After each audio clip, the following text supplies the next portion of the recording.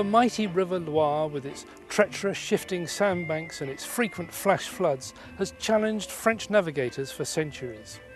However, in spite of all the difficulties, it was used commercially, as these mooring rings in the quayside at Digoin testify. The river craft had to be lightly built and shallow drafted. Most of the traffic was one way, downstream, and it wasn't unusual for the barges to be cheaply constructed and then broken up on arrival and their timber sold off, rather than drag the empty vessel back upstream.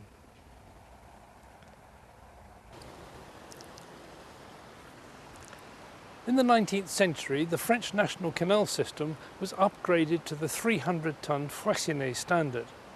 Those difficulties on the Loire could no longer be tolerated. Some dreamed of a Loire canalised throughout its length, but in the end the decision was made to build a lateral canal. It started here in Digoin on the right bank, crossed the Loire on this magnificent aqueduct, and then followed the left bank all the way down to Brière. Work started in 1820 and the new waterway was opened in 1838.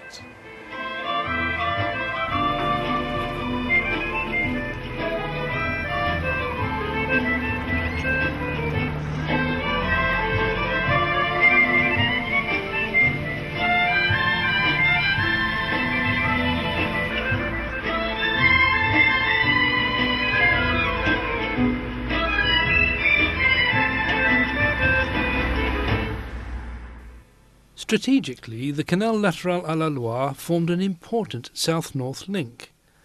It runs for almost 200 kilometres between Digoin and Brière and has 47 locks more or less evenly spaced as the canal follows the gentle descent of the river.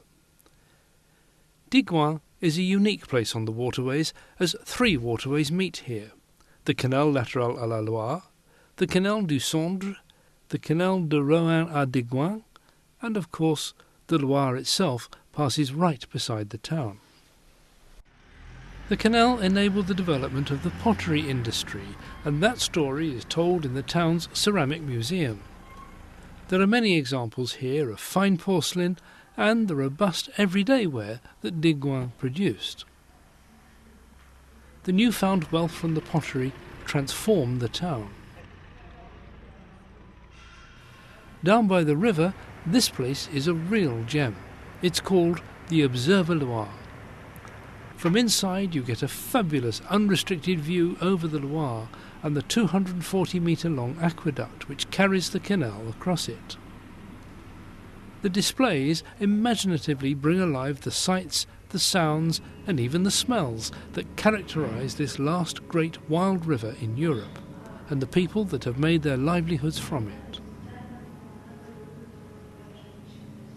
The junction with the Canal du Sondre is at the other end of the aqueduct.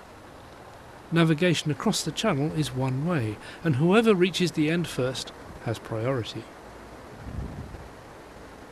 The aqueduct leads straight into the canal's first lock. The canal immediately makes a junction with the Canal de Rohan à Digoin, which extends the navigation parallel to the Loire for a further 56 kilometres down to Rohan.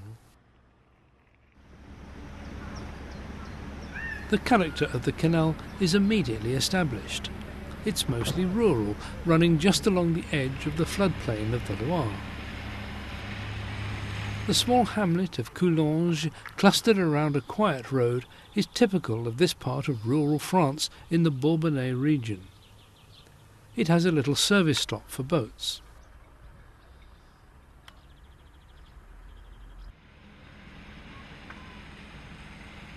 At Pierrefitte-sur-Loire we encounter our first chateau, now a modest 2-star hotel with fine architectural details.